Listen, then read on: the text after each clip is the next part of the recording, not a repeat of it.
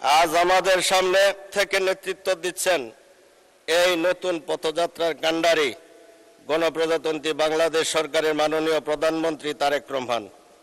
তার ওই দূরদর্শী নেতৃত্বে 31 দফা রাষ্ট্র সংস্কার জাতীয় সনদের রূপরেখা বাস্তবায়নের প্রত্যয় নিয়ে আমাদের অর্থ ও পরিকল্পনা মন্ত্রী জনাব আমির খসরু মাহমুদ চৌধুরী 11 জুন এই মহান সংসদে 2026-27 সনের অর্থ বছরের বাজেট পেশ করেছেন। এই বাজেট কল্যাণমুখী, গণতান্ত্রিক, মানবিক, অন্তর্ভুক্তিমূলক, সমৃদ্ধির বাজেটকে আমরা সম্পূর্ণভাবে সমর্থন জানাচ্ছি। মাননীয় স্পিকার, এই বাজেটে আমাদের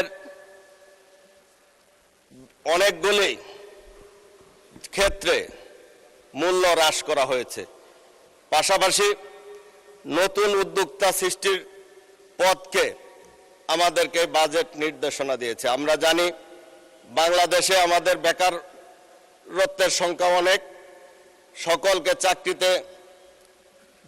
চাকরি দেওয়া সম্ভব নয়। তাই সে বেকার যুবকরা যাতে ব্যবসায়িকভাবে উদ্যোক্তা হিসাবে দাঁড়াতে পারে, তাদেরকে উৎসাহিত করার জন্য এই বাজেটে বেকারদের কর্মসংস্থানের উদ্যোক্তা হিসাবে প্রতিষ্ঠিত হওয়ার একটি সুযোগ সৃষ্টি করা হয়েছে। মাননীয় স্পিকার, আজকে আমার এলাকা ময়মনসিংহ 11 ভালুকা একটি শিল্প সমৃদ্ধ এলাকা। মাননীয় স্পিকার, আমাকে আর একটু সময় দিলে আমি এলাকা সম্পর্কে দু একটা কথা বলবো। প্রতি সপ্তাহে সর্বোচ্চবার বিকাশ পেমেন্টে 50 জন হবেন পেমেন্ট চ্যাম্পিয়ন। জিতে নিন টিভি সহ আকর্ষণীয় সব প্রাইজ। মাননীয় সদস্য ঘড়ির দিকে তাকিয়ে বক্তব্য রাখবেন, 1 মিনিটে শেষ করুন।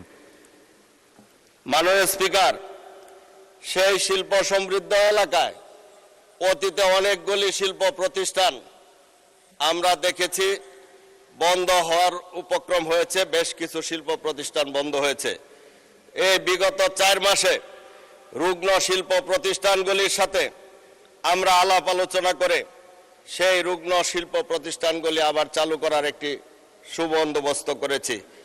আমরা আশা করি আমাদের সরকার যদি এই শিল্প প্রতিষ্ঠানগুলিকে অর্থনৈতিকভাবে বাংলাদেশ ব্যাংক থেকে তাদেরকে